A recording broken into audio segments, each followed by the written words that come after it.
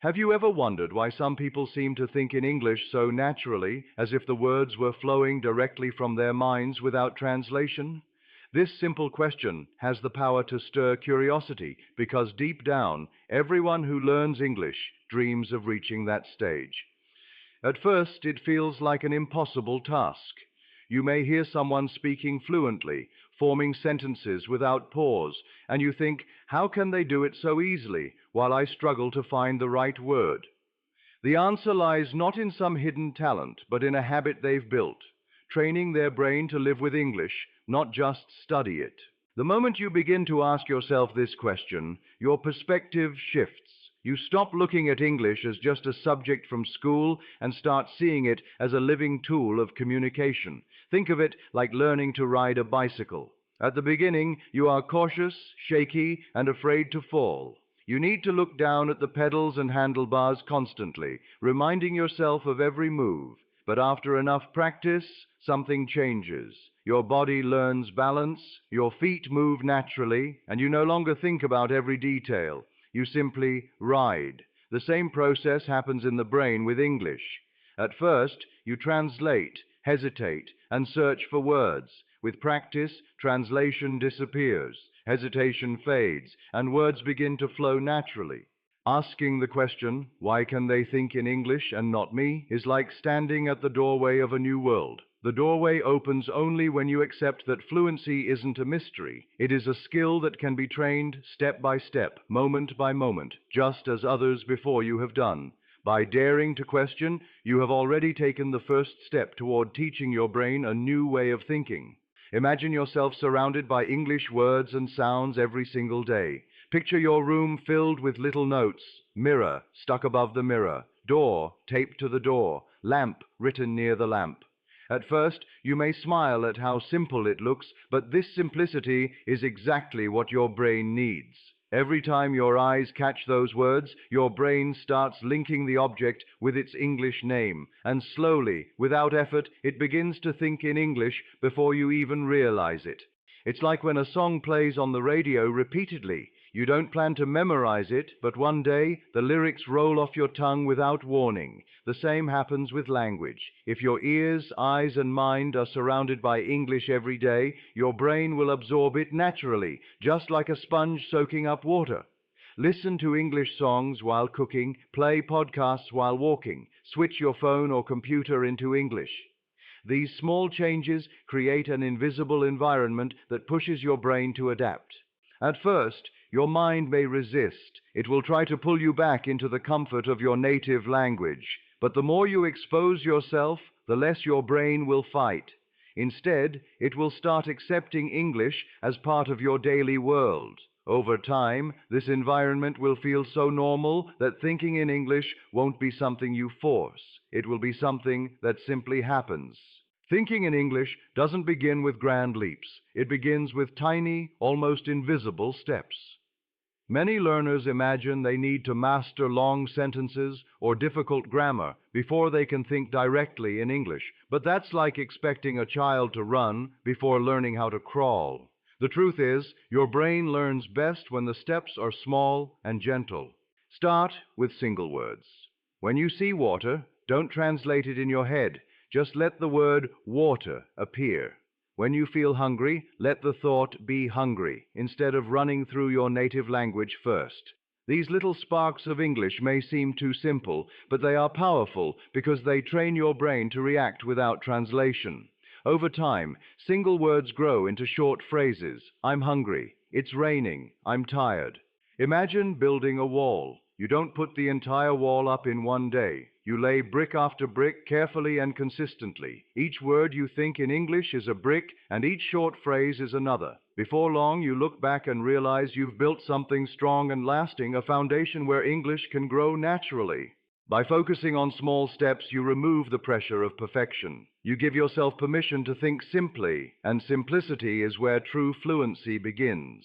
One of the easiest ways to train your brain to think in English is by turning your surroundings into a living classroom. Imagine standing in your room and pointing at the objects around you. Instead of just seeing them, you name them in English. You look at the clock and say, clock.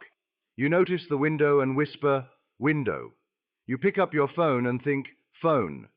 It may feel almost childish at first, but this is exactly how children learn. They connect objects with words until the two become inseparable. With time, you can go beyond single words.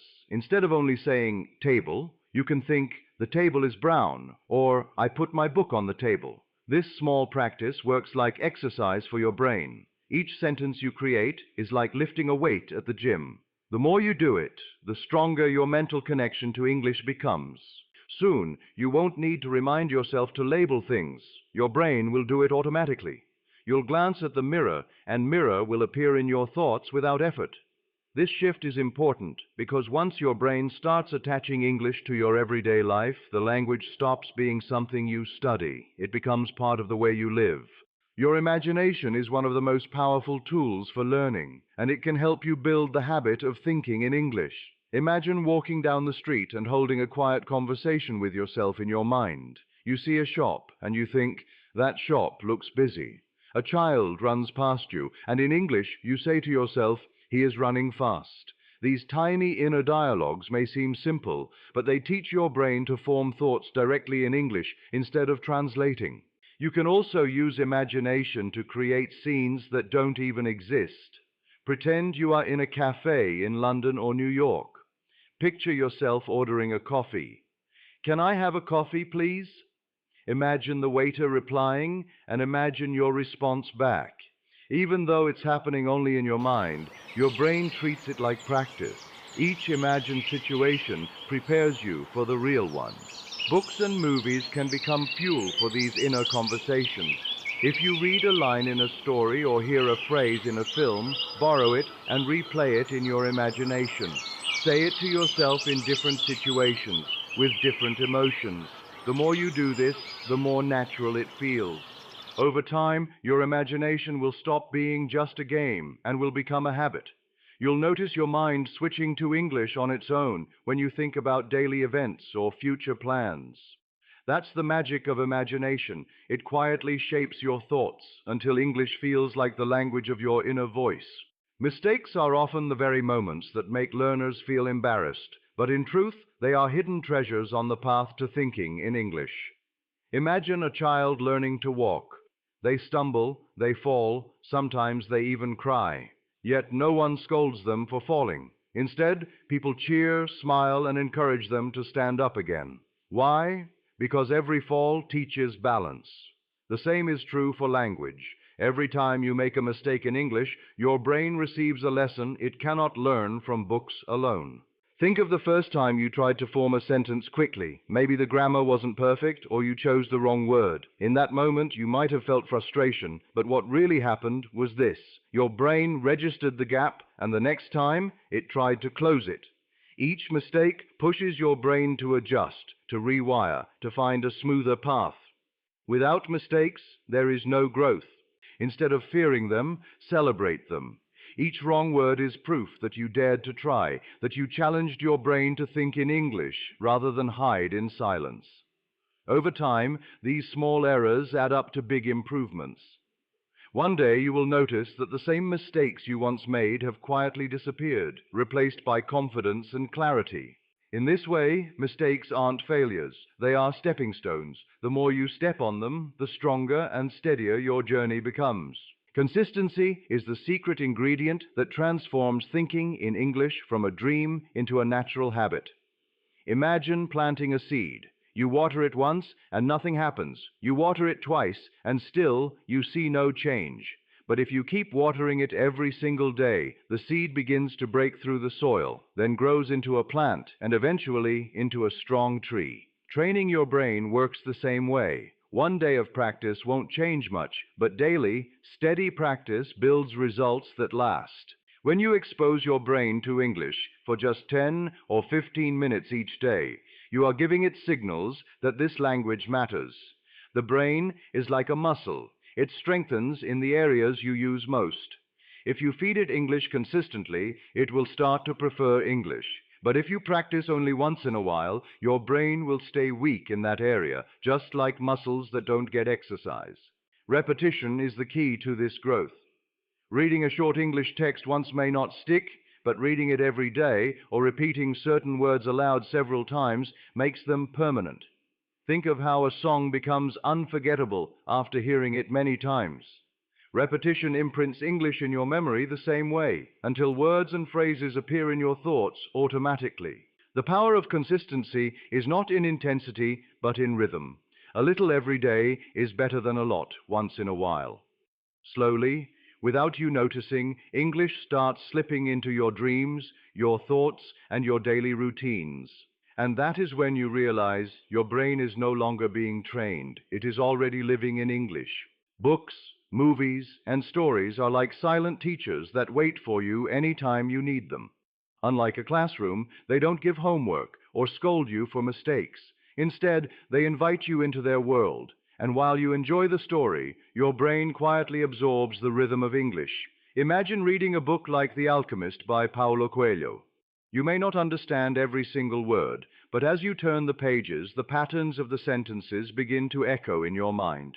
The story carries you forward, and without even realizing it, your brain is learning how English flows. Movies work in the same way. When you watch a film in English, your ears catch the sounds, your eyes follow the actions, and your brain makes connections. A character says, "I'll be right back," and suddenly you notice yourself using that same phrase later in your thoughts. You didn't study it, you borrowed it. That's the magic of stories. They plant phrases in your memory in a way no grammar rule ever could.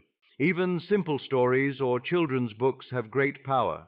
The language is easy, but the lessons are deep.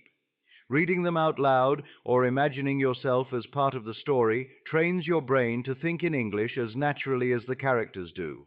The more you surround yourself with these voices, the less you feel like a student, and the more you feel like a participant in the language.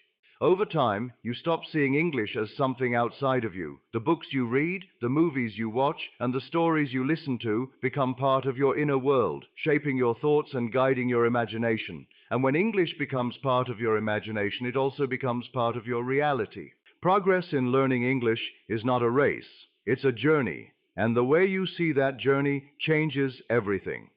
Many learners become frustrated when they don't see quick results, comparing themselves to others who seem to speak fluently. But fluency is not measured by speed. It is measured by steady growth.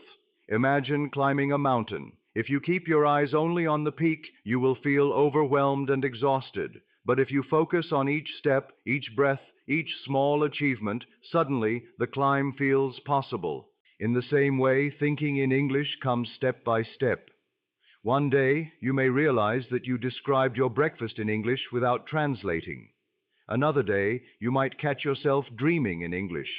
These small victories are proof that your brain is changing. Each one is a sign that your journey is working. The danger lies in rushing. When you expect to think fluently in a few weeks, disappointment quickly follows. But if you treat the process as a long, steady walk, you remove the pressure and enjoy the progress. Books like The Power of Positive Thinking remind us that faith in small daily improvements creates big results over time. If you believe in the process, your brain will follow. One day, you will look back and smile. What once felt heavy and impossible will now feel light and natural. You'll see that fluency wasn't built in a single moment of success, but in the quiet consistency of many small moments stacked together. That is the truth of progress. It's not about rushing to the finish line, but about walking the path with patience and trust.